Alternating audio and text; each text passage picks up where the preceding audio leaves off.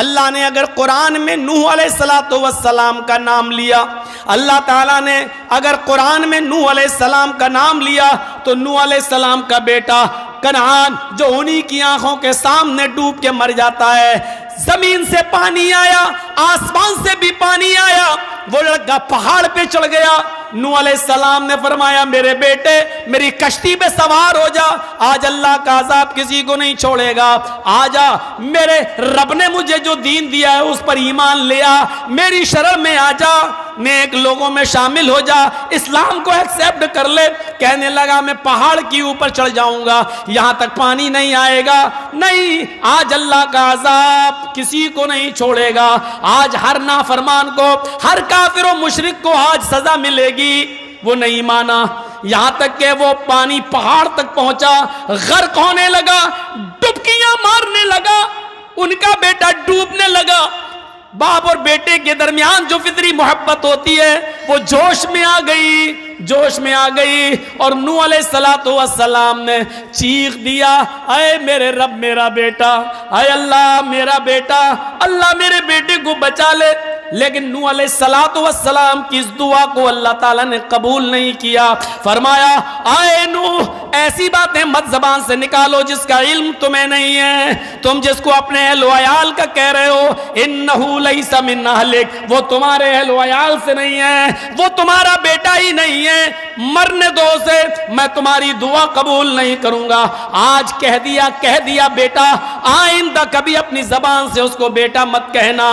غور کرو، نوح علیہ السلام نبی ہیں، پیغمبر ہیں، لیکن ان کی آنکھوں کے سامنے ان کا بیٹا ڈوب کے مر جاتا ہے، غرق ہو جاتا ہے۔ نوح علیہ السلام نے دعا کے لیے ہاتھ بھی اٹھائے، پکارا بھی، لیکن اللہ رب العالمین نے ان کی دعا بھی قبول نہیں کی۔ معصوموں کی مائیں کیسے گمراہ؟ اللہ نے جناب نوح کو صاحب اولاد کیا، بیٹا نوح کا تھا، تربیت ماں نے کی، ماں نے تربیت غلط کر دی، بیٹا گمراہ ہو گیا۔ اکثر بیٹے ماؤں کی وجہ سے گمراہ ہو جاتے ہیں۔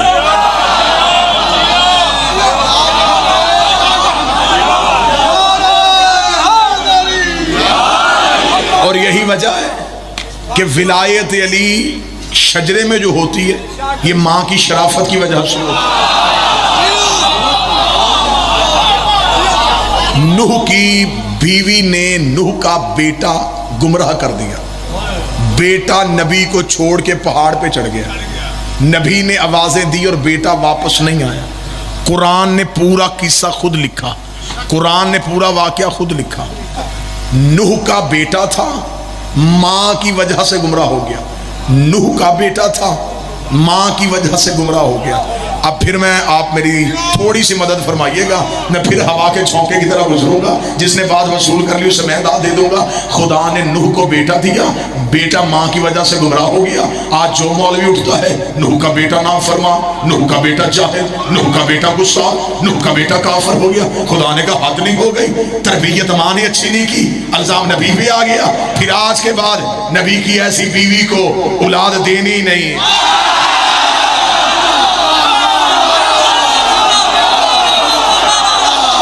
شیخ اسلام کہتے ہیں نبی کا ذکر کروں تو زبان خوشبو دے، نبی کا ذکر کروں تو زبان خوشبو دے، جہاں پہ ذکر نبی ہو وہ مکان خوشبو دے، اور بکھیر دیں جو فضاؤں میں اپنی زلفوں کو، ایک فرد کیا خاندان خوشبو دے۔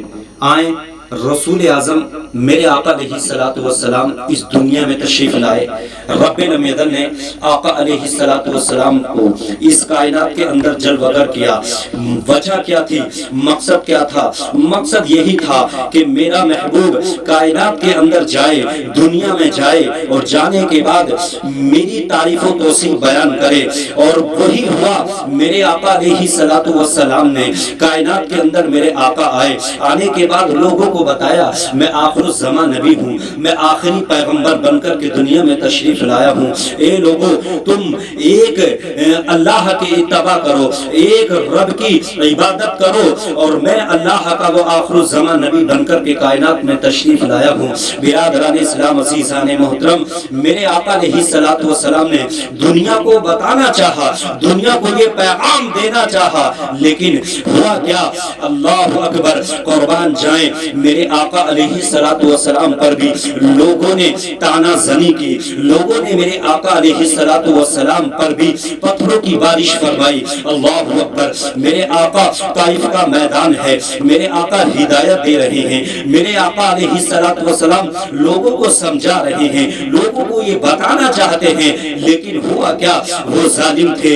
اللہ اکبر، میرے سرکار مصطفیٰ صلی اللہ علیہ وسلم پر پتھر برسائے گئے، لیکن قربان جائیں، نبی اعظم نے اس جہاں میں پیام مولا سنا کے چھوڑا، نبی اعظم نے اس جہاں میں پیام مولا سنا کے چھوڑا۔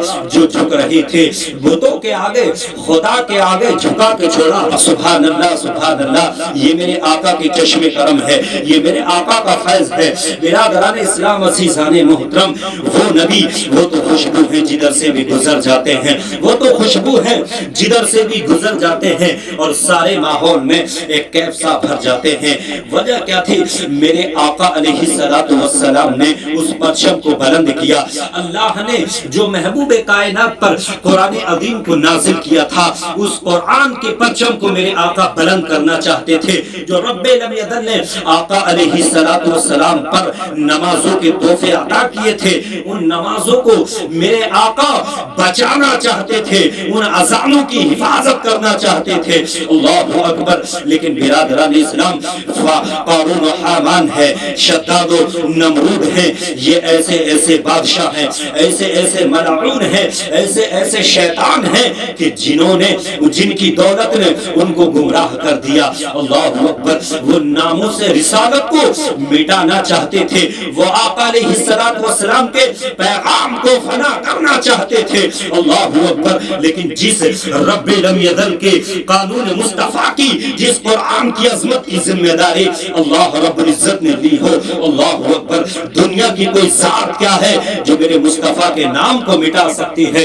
اللہ اکبر، یہ اللہ رب العزت نے قرآن پاک کو آقا علیہ السلام کو، آقا علیہ السلام پر نازل کیا ہے۔ قول محمد قول خدا، فرمان نہ بدلا جائے گا، ہے قول محمد قول خدا، فرمان نہ بدلا جائے گا، اور بدلے گا زمانہ لاکھ مگر قرآن نہ بدلا جائے گا۔ میرے آقا علیہ السلام کے مقدس نواسے کرب و بلا کے مقتل میں کس لیے آئے تھے؟ کوئی زمینی جھگڑا نہیں تھا، کوئی آپسی جھگڑا نہیں تھا، جھگڑا تھا تو حق و باطل کے درمیان تھا، جھگڑا تھا تو قرآن اور حدیث کی روشنی میں تھا۔ اللہ اکبر، یزید چاہتا تھا کہ نبی کے نواسوں کا نام مٹا دیا جائے، جو نبی کے نواسے پیغام کائنات کو دینا چاہتے تھے، اس پیغام کو مٹانا چاہتا تھا۔ یزید چاہتا تھا کہ حسین اعظم کا نام مٹا دیا جائے، ان کے نانا جان کا نام مٹا دیا جائے،